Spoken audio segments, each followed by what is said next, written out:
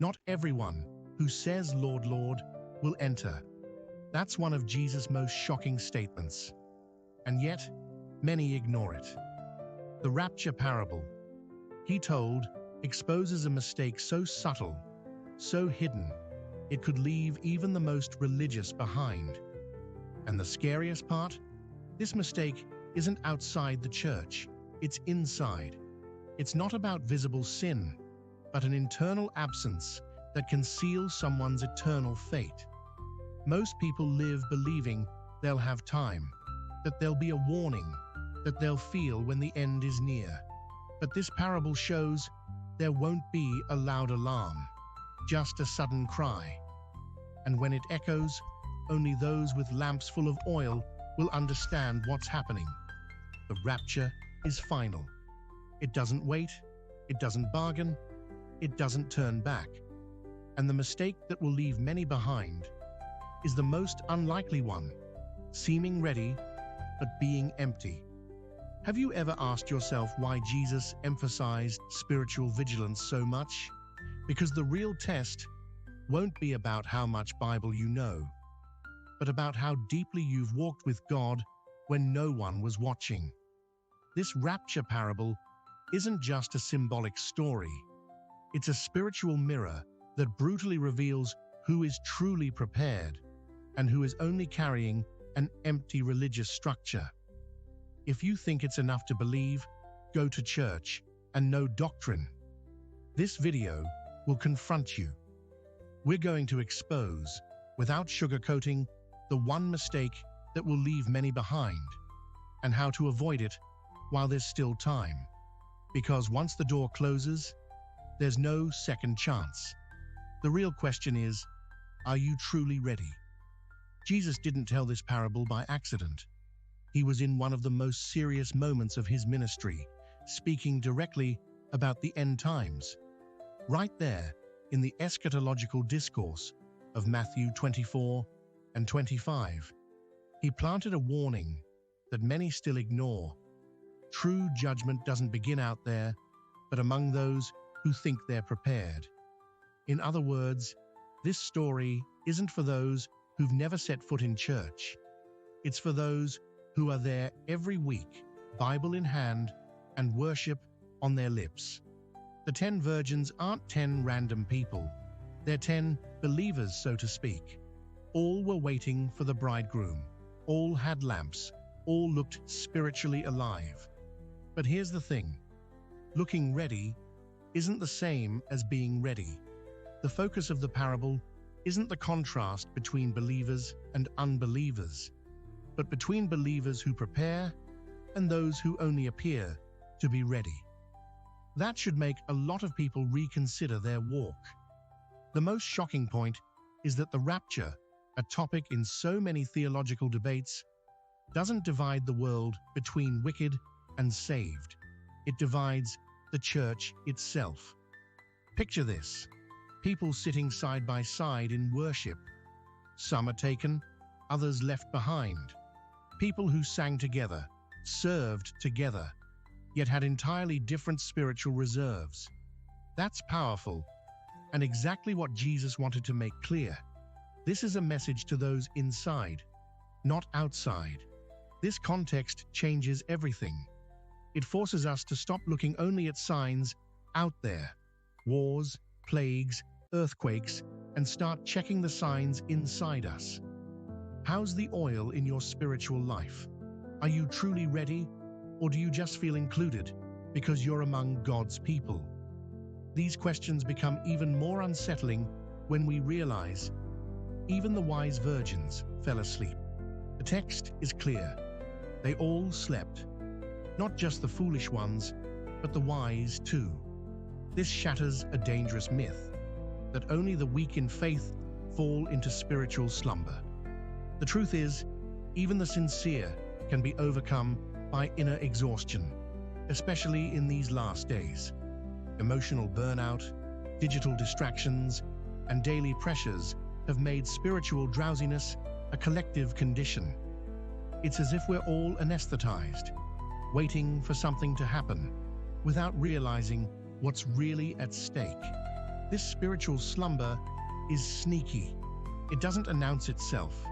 It doesn't knock on your door saying, "I'm here to dull your faith." It disguises itself as routine, as stability, as a mature faith that's really just repeating patterns. Today, many sleep with their Bibles next to their bed, thinking the mere presence of the Word keeps them ready. But let me ask you, when was the last time you wept before God because you missed His presence? That's the kind of sleep no one sees, but heaven detects it instantly. Sleeping wasn't the mistake. The problem was not being prepared when the cry came. That changes everything. It shows us that the issue isn't having moments of weakness, but living without reserves, trusting that there's still time, that grace is endless, that the door will stay open forever. That's the danger, living as if the bridegroom is delaying, when heaven's clock is already in its final seconds. The warning wasn't for the world that was distracted. It was for the church that had dozed off. And look, this kind of sleep shows up in the subtlest ways. When someone thinks, "I'll pray later," "I'll fast next week," or "I'll return to ministry next month," they're setting their lamp aside. The problem is, this kind of constant postponing seems harmless until the cry echoes. And when that happens, only those who are truly prepared will understand what's going on. The rest wake up too late. And that's when we come to the most delicate question of this parable, the true meaning of the oil. Oil in biblical language has always held deep symbolism, anointing, God's presence, consecration. But in this parable, Jesus goes beyond common understanding. The oil here isn't just the Holy Spirit, as many often preach. It represents intimacy, vigilance, a relationship cultivated in secret. The foolish virgins had lamps, in other words, structure, but didn't have enough oil. They knew the path, but lacked the fuel to walk it to the end. It's like having a map, but no gas in the tank. This difference is critical. It wasn't a lack of faith, it was a lack of depth. A Christian can believe, speak about God, even preach, and still live shallowly, without spiritual reserves. Devotion becomes automatic. Prayer becomes a checklist. Bible reading becomes an obligation. Living like this, the oil runs dry. And the scariest part? No one notices. To others, everything looks fine. But in the spiritual realm, the lamp is already dimming. And that only becomes visible when the moment of testing arrives. Oil also means consistency. Those who had reserves were called wise, not because they were holier, but because they were more consistent. They had the habit of filling up, of seeking even when there was no service, applause, or spotlight. That's what God looks for. Not occasional performance, but ongoing intimacy. Want a practical tip? Set fixed times to meet with God, like an appointment. Use a prayer journal. Listen to deep devotionals, like A.W. Tozer or Charles Spurgeon. Feed your soul intentionally. This oil is invisible, yes, but it's the only thing that counts in the decisive moment. You might carry the appearance of a fervent Christian, but if there's no oil, it won't matter. The hour will come, the cry will sound, and only those who cultivated a secret life with God will be able to keep their flame burning. The rest, sadly, will discover that structure without essence can't sustain anyone. And that's when panic hits, leading to the saddest request in the whole parable. When the cry echoed through the night, the foolish virgins did what many still think is possible. They ran to borrow what can only be built. They begged the wise ones for their oil, but oil can't be shared. This reveals something profound. There are aspects of faith that are non-transferable. You can inspire someone, pray for them, teach them, but you can't carry their intimacy with God. And in the end, That's what defines who enters and who's left behind. It's painful, but real. The wise virgin's refusal wasn't selfish. It was based on a spiritual reality that cannot be altered. Each one must have their own reserve. Salvation is personal. Vigilance is personal. Oil is personal. In a world where everything is shareable, streaming passwords, files, even bank accounts, the spiritual journey remains individual. You might be surrounded by spirit-filled people, but if you don't have your own oil, you'll run out right when you need it most. That's the hardest part of the Christian walk. And notice, the request wasn't made at the right time. It was made too late. That reminds us that the time for preparation isn't when the bridegroom arrives. It's now. What we build today, in private, defines what happens when things go public. It's like a student trying to learn everything the night before the final exam. They can try, but if they haven't built a foundation, they'll fail. True faith isn't born out of panic. It's cultivated through process, repetition, and spiritual discipline. This part of the parable reveals that yes, there is a point of no return. A line that once crossed offers no way back. Many believe there will always be time, that they'll get right later, that God will understand. But the time runs out, not because of lack of love, but because of justice. The midnight cry comes for everyone, but only those who are ready go in. The rest face the silence. And then the door closes. The image of the door closing is one of the most striking in the Bible. It carries a spiritual weight that many prefer to ignore. It wasn't a symbolic lock, it was a final separation. When the bridegroom entered with the wise virgins, the door was shut, and no tear, no last-minute prayer, no emotional plea could open it again. This dismantles a dangerous false security, the belief that there will always be one last chance to make things right. With God, the time of grace has a deadline, and when it ends, it truly ends. This isn't a cold rejection without mercy. It's the fulfillment of holy justice that respects the time given. Think of it like a public exam with a registration deadline.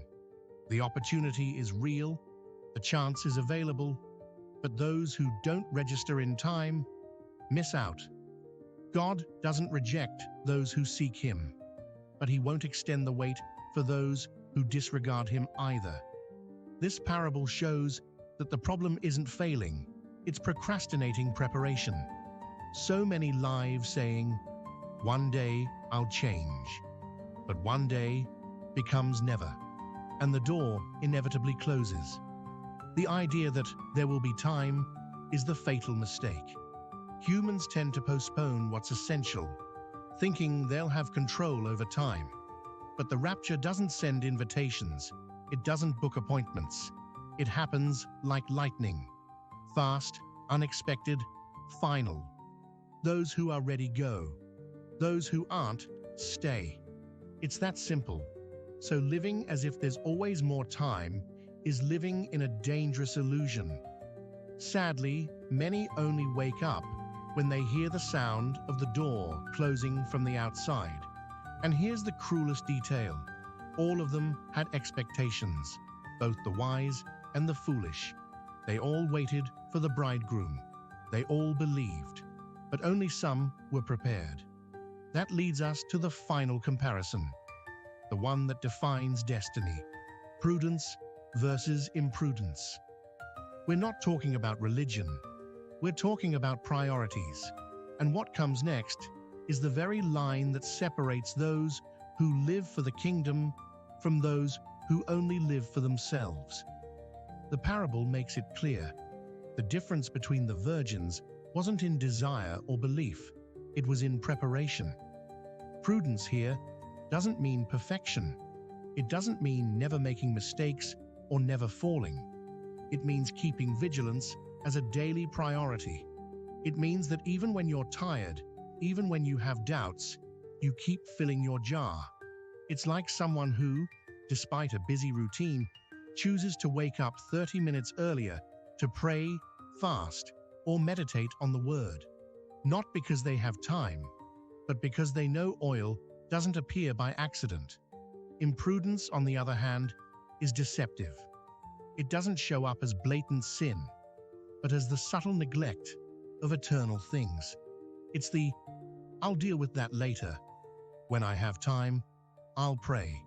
It's a lifestyle that prioritizes the now, work, bills, entertainment, and pushes the spiritual aside. It seems harmless, but that exact pattern builds an empty lamp. And the saddest part, it's completely avoidable. All it takes is a shift in daily focus, even small acts of consistent faith. Both had expectations. Both awaited the bridegroom, but only one side truly prepared. And that's what breaks your heart, because it shows that good intentions aren't enough. Being in the right environment, hearing powerful sermons, even getting emotional during worship, doesn't guarantee oil. It's the daily practice of prudence that separates those who enter from those who are left behind. It should make each of us reflect deeply. Are we just appearing spiritual, or truly cultivating intimacy with God? This parable is surgical. It reveals that the most dangerous mistake isn't the one others see. It's the one that goes unnoticed by human eyes, but is screaming before God. And the worst part? It only shows itself when the test comes. It's when the cry sounds, when the door begins to move, when the bridegroom arrives, that everything is revealed. And now, what's left is to face the most uncomfortable and necessary question of all. Are we truly ready, or just pretending to be? Now that the truth has been revealed, the decision is in your hands. This parable isn't about the past. It's an urgent warning for the present. The oil that will keep you standing at the time of the rapture isn't something you buy last minute. It's cultivated today, in secret, when no one is watching.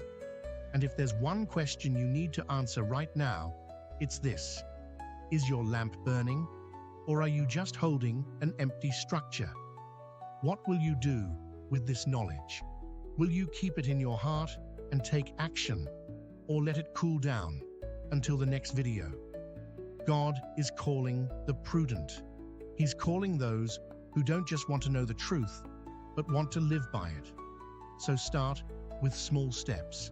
Set aside daily time with God. Deepen your intimacy. Review your priorities. Because the time of grace is still open, but not for long. Do you identify with any of the virgins? Do you feel